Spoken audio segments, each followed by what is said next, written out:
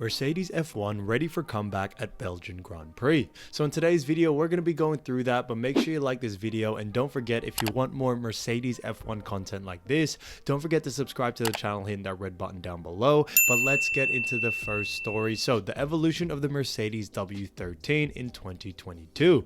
So F1 teams debuted new single-seaters this year, based on completely revised regulations, despite the budget ceiling, which limits the expenses of each structure.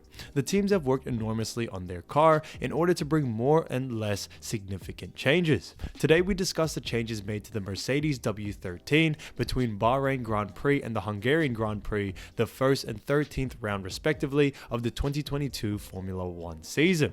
So the main evolution of the single-seater.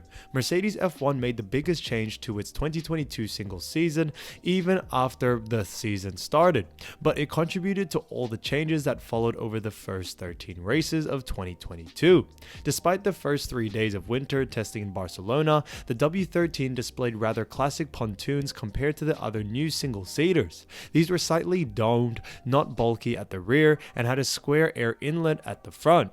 But between the 2 weeks of preliminary testing for the season, rumors emerged that Mercedes wanted to remove the side pods from its car, a paddock noise that proved almost true in Bahrain for the second week of testing. The air intake has abandoned its square and rather gaping shape for a very thin appearance, following the shapes of the monocoque. These air intakes were also largely set back, where the other teams tended to move them forward around the cockpit. From the front, you could hardly see the pontoons, reduced to their simplest expression. To compensate for the reduction in these air intakes, impressive grills, also seen on the Williams FW44 subsequently, having appeared on the side of the engine cover, which became very vertical. The goal was to keep a tighter airflow around the car, which was supposed to reduce aerodynamic drag. Next are some of the less significant changes. So apart from the side pods, the floor was part that underwent the biggest changes over the year, with more complex shapes as Mercedes better understood the issues associated with this new concept. In Spain, the 13 sported a fin on the neill below the cockpit, creating almost a double T keel like the Aston Martin AMR 22. During the same Grand Prix, the floor underwent a new modification to alter the path of the air, and therefore the support, which made it possible to reduce the porpoising. In Great Britain, the floor has again been totally changed, with different edges to modify the airflow on the lower part of the single-seater. These changes also stem from another change made the same weekend. Indeed, the suspensions of Lewis Hamilton and George Russell single-seaters have changed significantly for the two drivers home round. The front suspension has thus increased in volume to be able to lower the airflow to the bottom of the car. The same weekend, the vertical dagger boards in front of the floor and the pontoons were also modified. By doing this, Brackley's team hoped to improve the downforce generated under the car, but also improve cooling through better air intake in the lower volume side pods. The fins have also changed several times throughout the season. At the front, it's the junction between the horizontal planes and the vertical fins that have greatly evolved, while the rear wing has adapted on several occasions to the circuits visited by the calendar.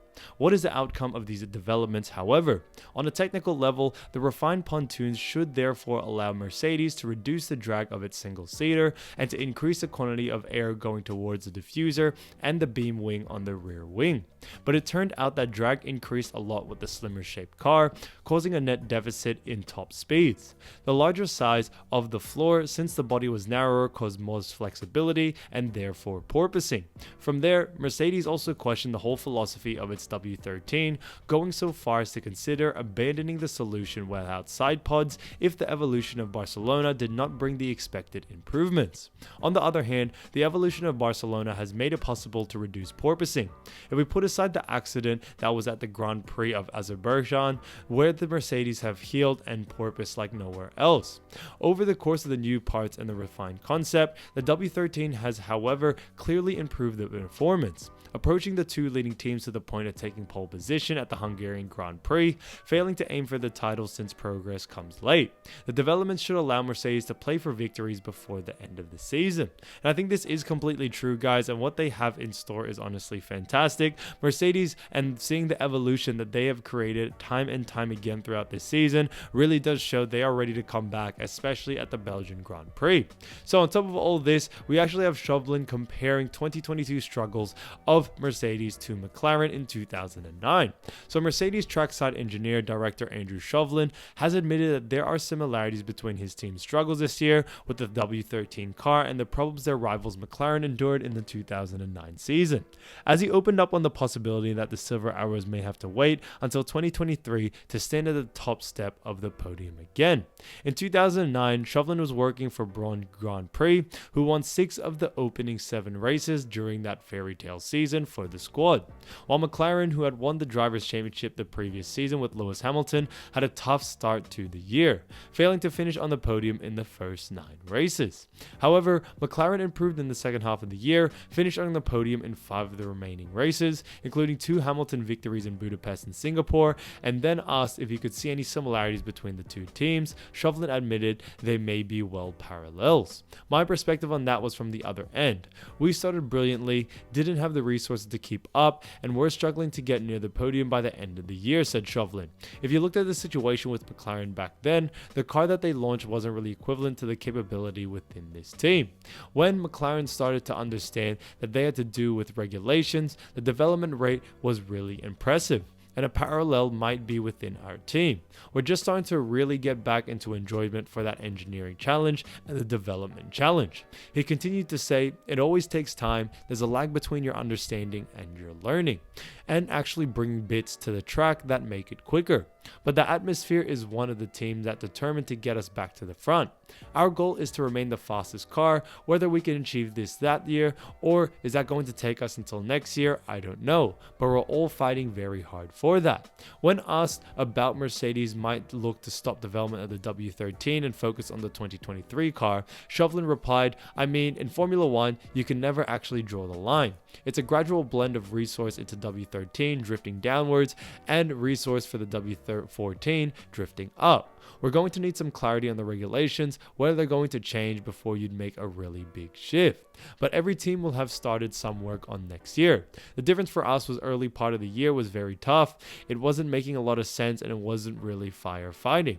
We're just starting to get to that stage now where we can get back to what we would call business as usual development, and that's actually quite exciting.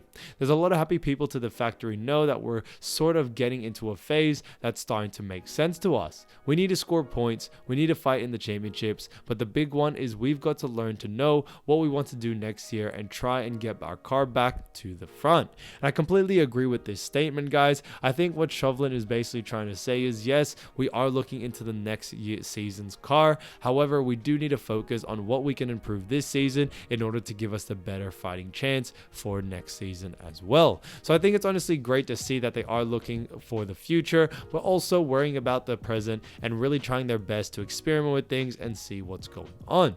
So why Mercedes actually have stayed clear of the F1 car concept revamp despite early struggles is actually very evident. So Mercedes actually failed to regularly challenge Red Bull and Ferrari at the front of the pack through the first half of the season, as it struggled with porpoising and bouncing on its W13 car. I really do see porpoising being such a big issue, especially for a team like Mercedes.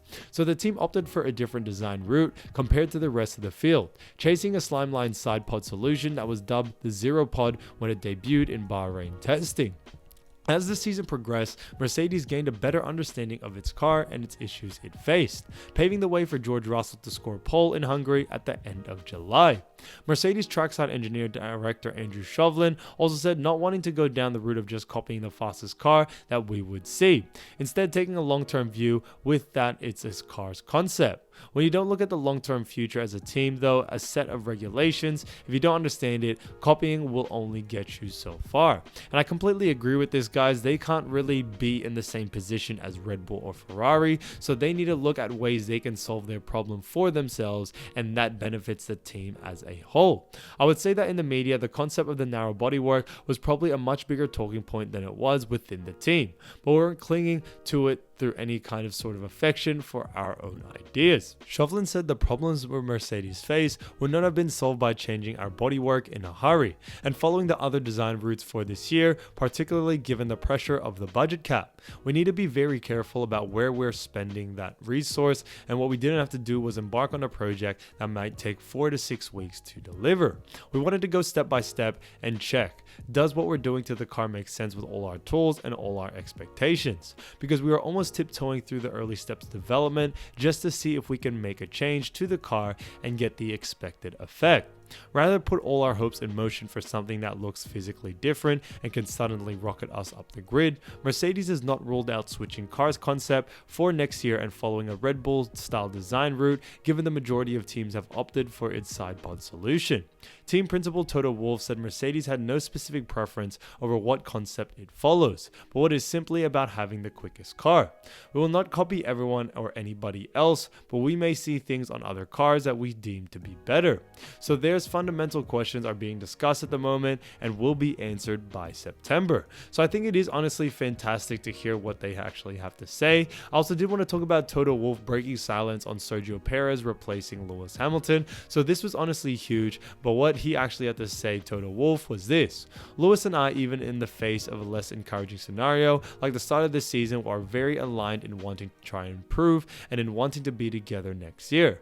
And for a couple of months we have been telling each other that we could go on maybe another 5 to 10 years, right? So none of this is true. So guys, I honestly think this is fantastic to hear. A lot of you guys have been very skeptical whether Mercedes are going to be keeping Hamilton, and then also, Toto Wolff had this to say: of course he would have been the only driver to hold this record, but I think he can be equally proud of having 7 titles like Schumacher. I think this milestone is also very historic and important. So guys, let me know down in the comments what you think. Thank you so much for watching, and yeah, I'll see you soon. Peace.